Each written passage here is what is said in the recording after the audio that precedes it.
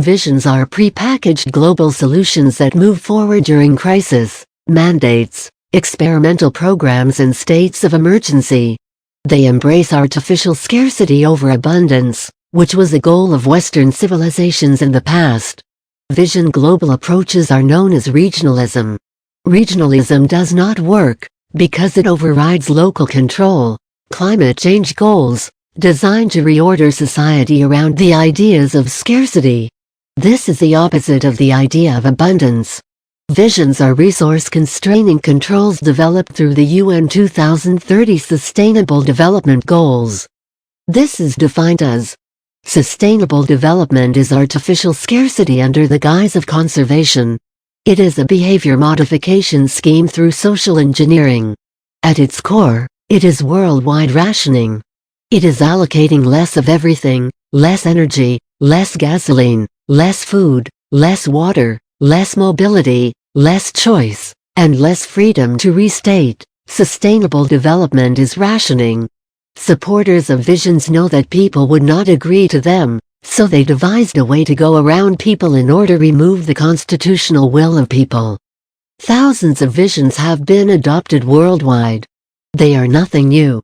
It's just that people are not aware of them and how they are adopted. Visions seek to control all property rights, including the rights of people's human bodies. Visions decrease standards of living. Visions are antithetical to prosperity. Visions dictate human needs, not consumer wants. The idea is, less is more. With visions, cities have abdicated much of their local control in order to appease the state and federal government. They do so in order to get a gold star on grant applications. They have sold out for short-term gains. They only see the short-term, not the long-term view, which ultimately will constrain opportunities for future growth because of strict resource allocations. Visions replace mission statements in cities. Mission statements are objectives for accomplishing goals. Vision goals deal with symptoms, not problems, and are designed to be arbitrary and unending. Visions institute bureaucratic authority, all without people's consent. It's a clandestine way to dilute city elected officials' authority and supplant it with unelected authority. Putting vision ideas to the vote of the people is forbidden, because people would not vote for them.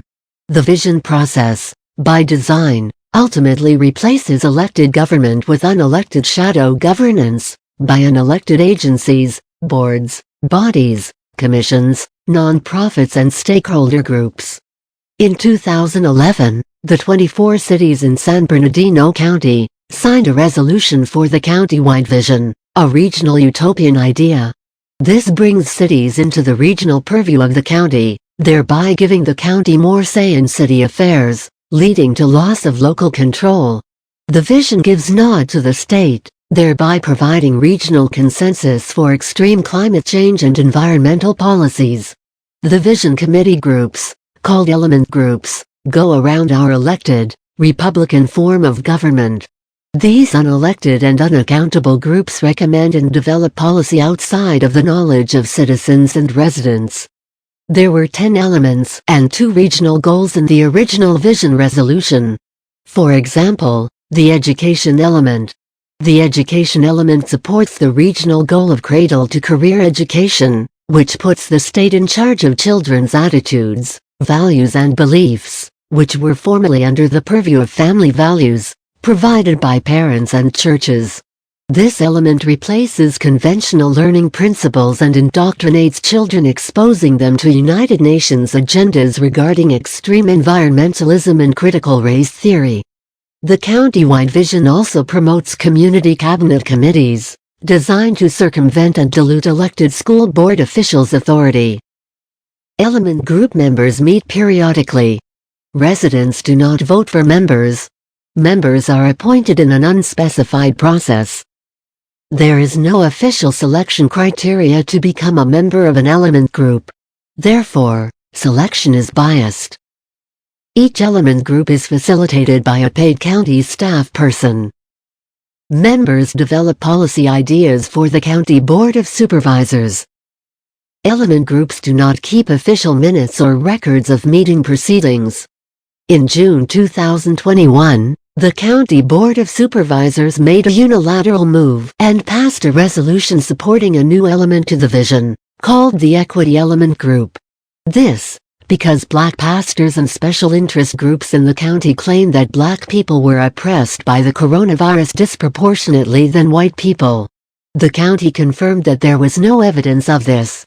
However, that did not stop the Board of Supervisors from passing a resolution. Note that this resolution changed the original intent of the county-wide vision and the original 2011 resolution the cities and the county signed onto. The cities had zero input to this highly politicized change.